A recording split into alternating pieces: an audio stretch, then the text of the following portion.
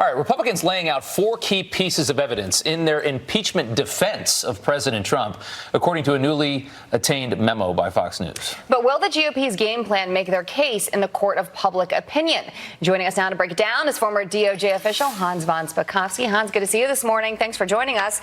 Let's get right into these 4 key points of evidence from the GOP, and that starts with the July 25th call showing no evidence of conditionality or pressure. The second one, as you can see, Zelensky stated there was no pressure. Ukrainian government has stated they were not aware of a hold on funds at the time of the call. And in the end, Ukraine received aid in September. So you look at that, you look at their plan. We have seen, what the Democrats' strategy is going to be here. A lot of them talking about extortion versus quid pro quo these days. Right. Break it down for us.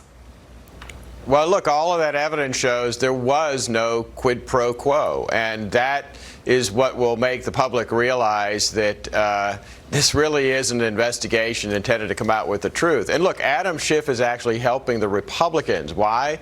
His refusal to allow them to call key witnesses, such as the so-called whistleblower, who started all of this out, makes it look like he's trying to run a show trial, a one-sided partisan investigation, and like I said, instead of trying to get at the truth.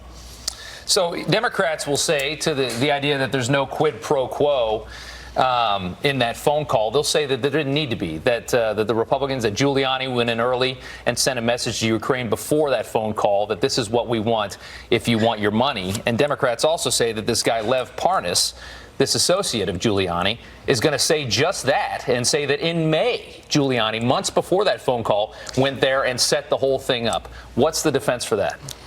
Well, look, it's very hard to prove a quid pro quo when the person on the other side, the one who was supposedly supposed to do some kind of favor, says, well, I didn't see a quid pro quo. And of course, that's what the president of Ukraine says.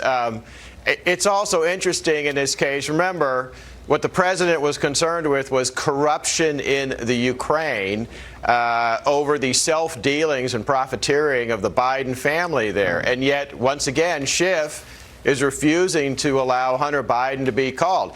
If there was nothing unethical in what Biden was doing there, why wouldn't he want to testify? And why wouldn't Joe Biden want his son to testify?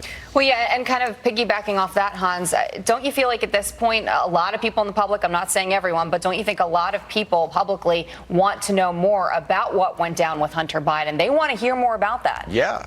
No, they do, particularly because, look, the vice president himself admitted on videotape that he pressured the Ukraine, saying that they would withhold $1.5 billion in loan guarantee unless they stopped a corruption investigation of the company that was paying his son an enormous amount of money. Why would anyone think that that is not a key issue in what happened here, and why we would not want to be looking at that? Well, and Biden's defense is that he said that for a different reason than that, but that is the Republicans' point on that. Let me ask you real quick, how does this play out on television? I mean, even the Mueller probe didn't go very well on TV. These are people that most people have no clue who they are. Do people watch this? Well, I think a lot of people will not be watching this. I think things are very different than they were when, for example, Bill Clinton or Richard Nixon were impeached. So I think a lot of people are going to ignore this. Frankly, they're going to be watching folks like you to get a summary of what happened during the day. And we lean on you for some of that too, Hans. Thank you for joining us. Thank you. Thanks.